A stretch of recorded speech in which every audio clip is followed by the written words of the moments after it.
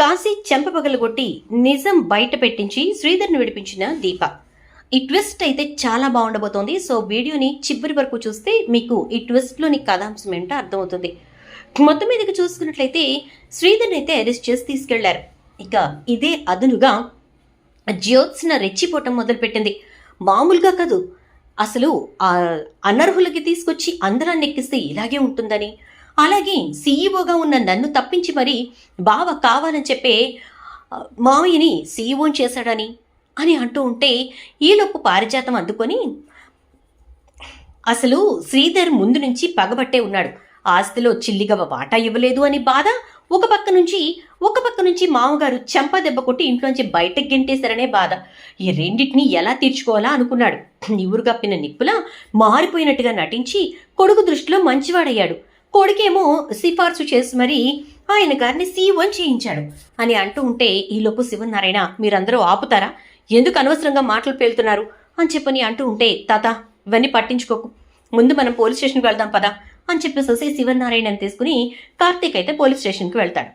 ఇక అప్పుడు ఇక్కడ జ్యోత్స్న పారిజాతం నోటికొచ్చినట్టు మాట్లాడుతూ ఉండేసరికి ఇక వెంటనే ఇటు దీప అయితే ఈ ప్రతి మాట నేను గుర్తుపెట్టుకుంటాను, రెడీగా ఉండండి అంటే, ఇది గుర్తుపెట్టుకుంటాను అందంటే ఏదో ఒకటి చేస్తుంది. అంత టైం అంత స్కోప్ మనం ఇవ్వకూడదు. మనకి ఒక అవకాశం వచ్చింది, దీన్ని ఉపయోగించుకుని ఈ కుటుంబాన్ని ముక్క చెక్కలు చేసేయాలి అంటూ ఉంటుంది పారిజాతం. ఇక ఈలోపు వీళ్ళిద్దరూ కలిసి స్టేషన్కి వెళ్తారు. వెళ్ళి అక్కడ విషయం కనుక్కున్న తర్వాత శ్రీధర్ తోటి శివనారాయణ, నువ్వు కంగారు పడగలడు, ధైర్యంగా ఉండు అంటే, నేను తప్పు చేయలేదు మామయ్య గారు, నేనెందుకు భయపడతాను అని చెప్పని అంటాడు శ్రీధర్. ఇక ఈలోపు ఇక్కడ దీపకు కాశీ జ్యోత్స్న రూమ్లోంచి వచ్చినటువంటి విషయం గుర్తుకొచ్చి ఇక స్వప్నకి ఫోన్ చేసి, కాశీ ఎక్కడున్నాడు అంటే, ఎక్కడో పనుందని చెప్పి వెళ్ళాడు వదినా అంటుంది. అదేంటి వాళ్ళ ఫుడ్ ట్రక్స్ దగ్గరికి వెళ్ళలేదా అంటే, ఉదయం ఆ ఫుడ్ ట్రక్స్ దగ్గర ఉన్నాను అన్నాడు, తర్వాత కాల్ చేస్తే ఎవరినో కలవడానికి వెళ్ళానన్నాడు అనగానే, అవునా, ఎవరిని ఏంటి అని నేను చెప్పలేదా అంటే, లేదు వదినా అంటుంది. సరే అయితే అని కాశీకి ఫోన్ చేస్తుంది. చెప్పక్క అంటాడు కాశీ, నీతో మాట్లాడాలి అని చెప్పని అంటే, ఏంటక్క కొంచెం పనిలో ఉన్నాను అంటూ కాశీ మాట దాటేస్తూ ఉంటే, ఎక్కడా ఎవరి దగ్గర పనిలో ఉన్నావు అంటుంది. ఎవరి దగ్గర ఏంటక్క, బయట వేరే పనిలో ఉన్నాను అంటాడు. అవునా, మీ జ్యోత్స్నకు అప్పచెప్పిన పనిలోనే ఉన్నావా అంటుంది.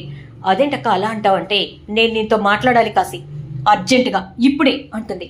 సరే అక్క వస్తున్నానంటే, ఇక్కడికి రావద్దు, నేను మా ఇంటికి వస్తాను, నువ్వు అక్కడికి రా అని చెప్పేసి కాశీని అక్కడికి రమ్మని అక్కడికి వెళ్ళిన తర్వాత కాశీ చేతిని తీసి తన తల మీద పెట్టుకుంటుంది.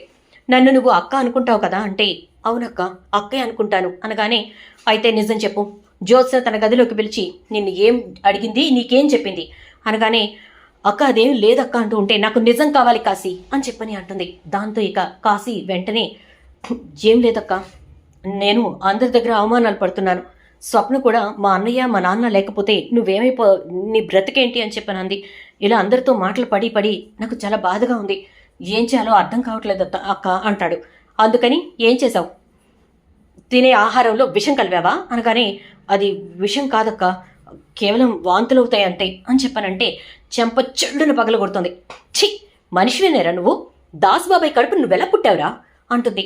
అక్క నువ్వు అలా మాట్లాడుకు, వాళ్ళందరూ కలిసి నన్ను అంటే నువ్వు ప్రయోజకుడివి అవ్వాలని చెప్పి మావయ్య గారు ఎంత ఆలోచిస్తున్నారో నీకేం తెలుసురా, నీకేం తెలీదు, నీకు కేవలం జ్యోత్స్న చెప్పిన పిచ్చి మాటలు నచ్చాయి, అది చెప్పిన పని చేసుకుంటూ వెళ్ళాం, ఫుడ్లో విషం లాంటిది కలపడమేనా ఇంకేమైనా చేసావా అనగానే, వేరే చోట జాబ్ చూసుకున్నానక్క అంటాడు.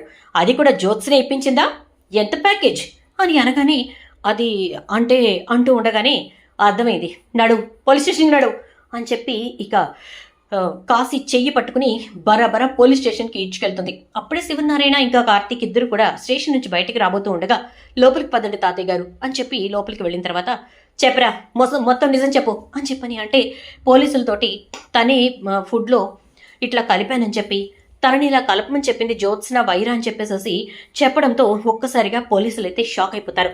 అదేంటండి, మీరే ఇందులో ఎంప్లాయ్ అయ్యుండి, అందులోనూ ఫ్యామిలీ మెంబర్ అయ్యుండి మీరు ఇలాంటి పని చేయడం ఏంటి అని చెప్పేసి అంటూ ఉండగా శివనారాయణ కాశీని, ఛీ, మీ నాన్నమ్మ బుద్ధి నీ బుద్ధి ఒక్కటేనమాట, అది వేరు నువ్వు వేరు అనుకున్నాను, కాదు ఒక్కటే అని చెప్పని అంటూ, ఇన్స్పెక్టర్ వాడిని అరెస్ట్ చేసి నా అల్లుడిని రిలీజ్ చేయండి అని చెప్పని అంటాడు. ఇక దీప పదండి మావయ్య గారు అని చెప్పి శ్రీధర్ని విడిపించి తీసుకెళ్తూ ఉంటే కాశీ అలా నిలబడి చూస్తూ ఉంటాడు. ఒక్క ఒట్టుతో నా నుంచి నిజం మొత్తం రాబట్టేసేవక్క అనుకుంటూ ఉంటాడు. మరి ఇప్పుడు శివనారాయణ నెక్స్ట్ స్టెప్ తీసుకుంటాడు. జ్యోత్స్న ఎలాంటి ఆలోచన చేస్తుంది, ఇదంతా రాబోయే ఎపిసోడ్స్లో చూద్దాం. వీడియో నచ్చితే లైక్ చేసి వీడియో షేర్ చేయండి. ఛానల్ సబ్స్క్రైబ్ చేసి పక్కనే బెల్ ఐకాన్లో ఆల్ ట్యాప్ చేయండి.